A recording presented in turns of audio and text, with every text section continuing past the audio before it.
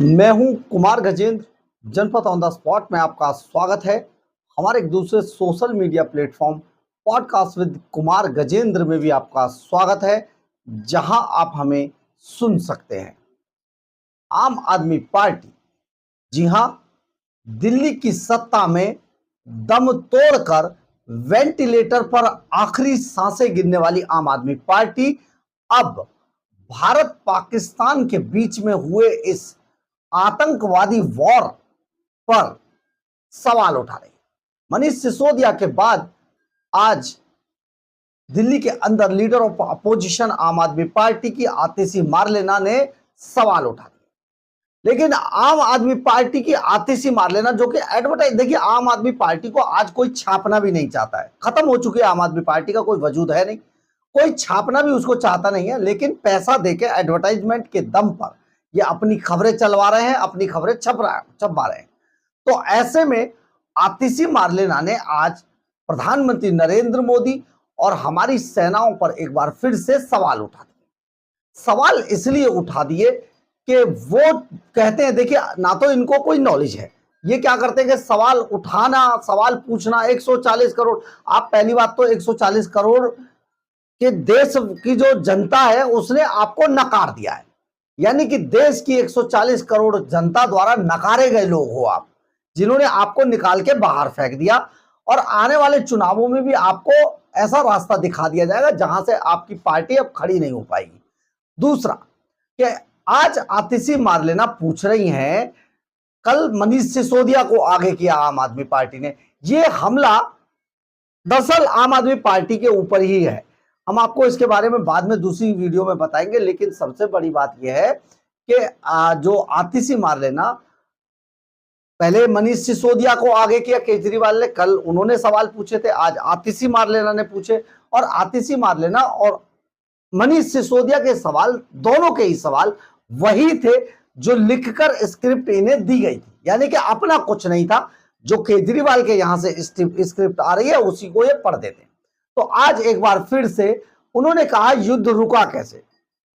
पहली बात तो यह है कि यह युद्ध नहीं था, पाकिस्तान और भारत के बीच में युद्ध की घोषणा नहीं हुई थी। आप इसको बहुत क्लियर कट समझ लीजिए। यह केवल पहलगांव हमले के बाद हमारी दृढ़ता थी, प्रधानमंत्री नरेंद्र मोदी की दृढ़ता थी कि घुसकर आतंकवादियों के आकाओं को मारा जाएगा। और हमने आतंकवादियों के आकाओं को घुसकर मारा, बिना किसी देश से डरे हुए, बिना किसी परमाणु बम की जो धमकियां दी जाती थी उनसे डरे हुए, ना किसी परमाणु बम से डरे हुए। हमने घुसकर मारा, हाफिज सईद के ठिकाने को तबाह कर दिया। इसके बाद अजहर मसूद के ठिकाने को ही नहीं तबाह किया, उसके 14 लोगों को मारा परिवार के, जिसमें वो रोया आंसुओं से। हाफिज सईद जमींदोज हो गया, छिप गया, अंडरग्राउंड हो गया, बड़े बड़े आतंकवादियों को मौत के घाट उतार दिया। या हम भारतीय सेनाओं के शब्दों में कहें तो इनको उल्टा करके जमीन में गाड़ दिया। दुनिया ने देखा है, पाकिस्तान मलबे के ढेर में बदल गया और रेडिएशन लीक हो रहा है। उनके जहाजों को फोड़ डाला, उनकी मिसाइलों को तोड़ डाला, एक भी हमला उनका कामयाब नहीं हुआ और हमने उनको पाकिस्तान के अंदर घुसकर मारा। आतिशी मारलेना जी, आप अपने आका को बता दीजिएगा कि यह युद्ध नहीं था, यह आतंकवाद और आतंकवादियों पर हमला था, जिसको हमने पूरा किया है। एक बात। दूसरी बात, वो पूछ रही थी इसकी घोषणा प्रधानमंत्री नरेंद्र मोदी ने क्यों नहीं की। प्रधानमंत्री नरेंद्र मोदी के पास जब पाकिस्तानी डीजीएमओ ने फोन किया था हमारे भारतीय डीजीएमओ के साथ, तो उन्होंने उससे बात करने से इनकार कर दिया। आधी रात को जब इन्हें लगा कि इन्हें तबाह कर दिया जाएगा, आज रात में दूसरा, कल सुबह का सूरज पाकिस्तान नहीं देख पाएगा, तो इससे डर कर पाकिस्तान ने डोनाल्ड ट्रंप का दरवाजा रात में खटखटाया और डोनाल्ड ट्रंप के घुटनों के बल बैठकर वहां रोते हुए उन्होंने गिड़गिड़ाकर कहा, मोदी से बचा लीजिए और मोदी के भारत से बचा लीजिए। यही कारण था कि डोनाल्ड ट्रंप ने पाकिस्तान को यह बताया कि आपके साथ, आप युद्ध बंद करो, पहले आप करो, नहीं तो आपके साथ कोई व्यापार नहीं किया जाएगा। यही कहा डोनाल्ड ट्रंप ने। डोनाल्ड ट्रंप ने कहा, हम आपको पढ़कर बताते हैं, हमने भारत पाक संघर्ष को रोकने के बहुत मदद की है रोकने में। मैंने दोनों देशों से कहा कि अगर आप संघर्ष रोकते हैं तो हम व्यापार करेंगे, नहीं तो कुछ नहीं। और फिर अचानक उन्होंने कहा ठीक है हम रुकते हैं, और वे रुक गए। ये डोनाल्ड ट्रंप ने, अमेरिकी राष्ट्रपति ने अपने ट्वीट में कहा था। कह भी सकता है क्योंकि सचमुच ये जो हमले चल रहे थे जिसमें पाकिस्तान तबाह हो गया था, उसे रोकने में उस डोनाल्ड ट्रंप की भूमिका थी। तो जो आदमी कर रहा था उसने कहा कहने दीजिए, लेकिन हमने अपनी कार्रवाई पूरी की, पाकिस्तान को मारा, उसके घर में घुस के मारा। और आपको सबसे ज्यादा दर्द हो रहा है, सबसे ज्यादा दर्द दिल्ली, हिंदुस्तान की जनता को, 140 करोड़ देशवासियों को सोच लेना चाहिए कि आज अगर सबसे ज्यादा दर्द किसी को पाकिस्तान को मारे जाने का हो रहा है तो वो एडवर्टाइजमेंट की सरकार और एडवर्टाइजमेंट की भाषा अपनी तस्वीरें चलवाने वाले आम आदमी पार्टी को हो रहा है। ये आम आदमी पार्टी हर चीज में सवाल पूछती है, पुलवामा पे पूछती है, अब इस भारत पाकिस्तान के बीच में जो हुआ है इस पर पूछ रही है, लेकिन ये कभी नहीं समझ पाएंगे कि भारत, ये 21वीं सदी का मोदी का भारत है, ये घुसकर मारता है। आज पाकिस्तानी मीडिया को देखिए, पूरा मीडिया उठा के देखिए, पाकिस्तान और पाकिस्तानी हुक्मरानों की ऐसी छीछा लेदर हो रही है जिसका जवाब नहीं। लेकिन हमारे यहां आम आदमी पार्टी के जो आपिये हैं इनको कुछ नजर नहीं आ रहा है, क्योंकि ये मुफ्त की रेवड़ियां बांटकर देश में केवल सत्ता में आए थे।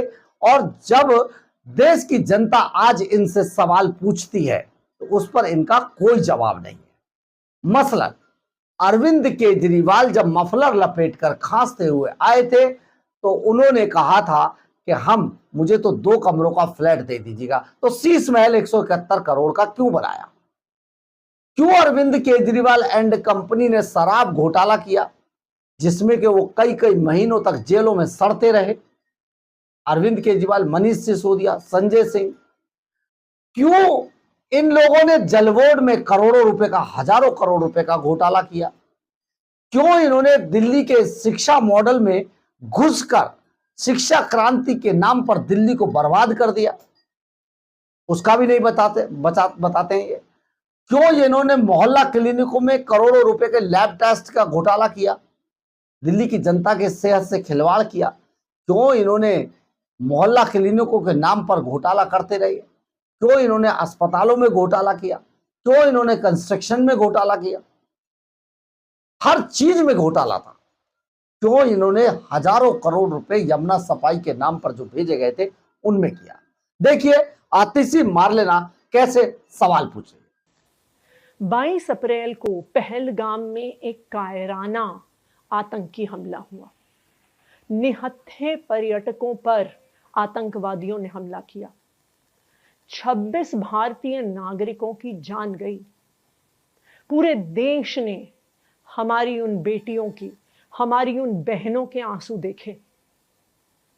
पूरा देश चाहता था कि हमारी उन बेटियों का, हमारी उन बहनों का जो सिंदूर है उसका बदला लिया जाए। तो जब 7 मई को भारतीय सेना ने ऑपरेशन सिंदूर लॉन्च किया तो पूरा देश भारतीय सेना के साथ एकजुट होकर खड़ा था। और भारतीय सेना ने, भारतीय सशस्त्र बलों ने अपना लोहा भी दिखाया। पाकिस्तान में स्थित, पीओके में स्थित आतंकी साइट्स पर अपना हमला किया। ना सिर्फ सेना के पीछे एक एक पॉलिटिकल पार्टी केंद्र सरकार के साथ खड़ी रही, क्योंकि ये हमारे देश की बात थी, क्योंकि ये हमारे बहनों, हमारे बेटियों की सिंदूर की बात थी। लेकिन अचानक से 10 मई को एक सीज फायर की, एक युद्ध विराम की घोषणा हो जाती है। और यह घोषणा भारत नहीं करता, यह घोषणा भारत की सेना नहीं करती, यह घोषणा भारत के प्रधानमंत्री नहीं करते, यह घोषणा अमेरिका के राष्ट्रपति डोनाल्ड ट्रंप करते हैं, और वो भी सोशल मीडिया पर। और आधे घंटे बाद चुपचाप भारत कहता है कि हाँ ये सही है, सीज फायर हो गया है। कैसे हुआ ये सीज फायर? क्या हमें सिंदूर का बदला मिल गया? क्या पहलगाम के आतंकी हमारे हाथ आ गए? कल प्रधानमंत्री नरेंद्र मोदी जी ने देश के साथ एक तरफा संवाद किया। उन्होंने कहा कि पाकिस्तान ने उनके सामने हाथ जोड़े, उन्हें पाकिस्तान पर दया आ गई और इसलिए उन्होंने सीज फायर के लिए, युद्ध विराम के लिए हां कह दिया। मोदी जी ने यह बात कह तो दी, लेकिन इस पर बहुत सारे सवाल उठते हैं और पूरे देशवासी अब ये सवाल पूछ रहे हैं। पहला सवाल, अगर पाकिस्तान ने हाथ जोड़े और अगर भारत ने पाकिस्तान पर दया खाकर सीज फायर किया, तो इस सीज फायर की, इस युद्ध विराम की घोषणा भारत ने क्यों नहीं की? प्रधानमंत्री ने खुद क्यों नहीं की? देश की सेना ने क्यों नहीं की? क्यों इसकी घोषणा अमेरिका के राष्ट्रपति डोनाल्ड ट्रंप ने करी? दूसरा सवाल, अगर पाकिस्तान ने भारत के सामने हाथ जोड़े तो फिर सामने आके कोई समझौता क्यों नहीं हुआ? क्यों पाकिस्तान दुनिया के सामने आके नहीं बोलता, किसी कागज पे साइन नहीं करता, दुनिया के मीडिया के सामने आके नहीं बोलता कि हमने भारत के सामने हार मानी और हमने भारत के सामने हाथ जोड़े? तो प्रधानमंत्री जी, आज पूरा देश ये जानना चाहता है कि अगर पाकिस्तान ने हाथ जोड़े थे तो वो दुनिया के सामने क्यों नहीं कह पाते? तीसरा सवाल, अगर पाकिस्तान ने भारत के सामने हाथ जोड़े तो क्या पाकिस्तान ने कम से कम पहलगाम पे हमला करने वाले आतंकवादियों को भारत को हैंडओवर किया? ऐसी भी कोई खबर नहीं आई, इसका भी कोई प्रमाण देश के सामने नहीं आया। सिर्फ एक चीज सामने आई कि अमेरिका के राष्ट्रपति डोनाल्ड ट्रंप ने कहा कि मैंने सीज फायर करवाई। सिर्फ एक चीज सामने आई कि अमेरिका के राष्ट्रपति डोनाल्ड ट्रंप ने कहा कि मैंने भारत को धमकी दी कि अगर तुमने सीज फायर नहीं किया तो अमेरिका भारत के साथ व्यापार बंद कर देगा। प्रधानमंत्री जी, आज पूरा देश जानना चाहता है, क्या व्यापार बंद होने की धमकी की वजह से आपने सीज फायर किया? कितना कीमती है अमेरिका का व्यापार? क्या हमारी बेटियों के, हमारी बहनों के सिंदूर से ज्यादा कीमती है क्या अमेरिका का व्यापार?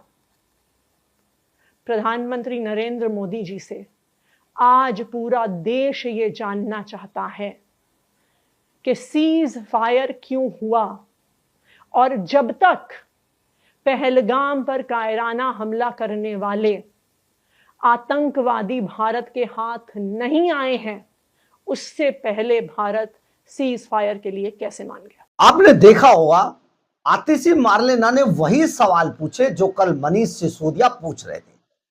याद आया, ये वही मनीष सिसोदिया थे जो सबसे ज्यादा लंबे समय तक तिहाड़ जेल में शराब घोटाले के मामले में। ये वही मनीष सिसोदिया थे जो चार्जशीट दाखिल करने के लिए हाई कोर्ट से सुप्रीम कोर्ट तक दौड़ रहे। ये वही मनीष सिसोदिया थे जो चाचा मनीष अपने आप को कहलवाने के चक्कर में चाचा नेहरू की जगह पर स्कूलों में घोटाले के मास्टरमाइंड माने गए। ये वही मनीष सिसोदिया हैं जो हार के डर से पटपटगंज से भागकर जंगपुरा पहुंचे और वहां पर भी हार गए। ये मनीष सिसोदिया वही हैं जिनको दिल्ली की जनता ने नकार दिया है, निकाल कर बाहर फेंक दिया है, इनको और इनके गुरु अरविंद केजरीवाल को। तो इन्हें सवाल पूछने का क्या हक है? इन्हें तो जवाब देना चाहिए उन सब बातों पर जो लूट अरविंद केजरीवाल ने दिल्ली के अंदर की थी और आज पंजाब को लूट रहे हैं। जवाब दे दीजिए मनीष सिसोदिया, अरविंद केजरीवाल, आतिशी मार्लेना कि आज आप पंजाब में बिना किसी डेजिग्नेशन के मुख्यमंत्री की कुर्सी पर बैठकर जनता के नुमाइंदों को और सरकारी अधिकारियों को संबोधित कैसे करते थे? जवाब दीजिए आप। 140 करोड़ की देश की जनता आपसे पूछ रही है, जवाब दीजिए। बहुत आसान है सवाल पूछना, बहुत मुश्किल है सवालों का जवाब देना। आपको जवाब तो आप लोगों को देने हैं। जब देश की जनता ने आपको नकार दिया तो आप सवाल क्यों पूछ रहे हैं? और जब सवाल पूछने ही हैं तो वो पूछिए जिसमें के जायज बात हो। अब युद्ध तो वही जानता है जो युद्ध के मैदान में खड़ा है। हमने अपनी ताकत दिखा दी, हमने पाकिस्तान को घुसकर मारा, हमारी सेनाओं ने जो उन्होंने झूठ बोला उसको साबित किया और आज पाकिस्तान खत्म होने की कगार पर है। ये हमारा सबूत है।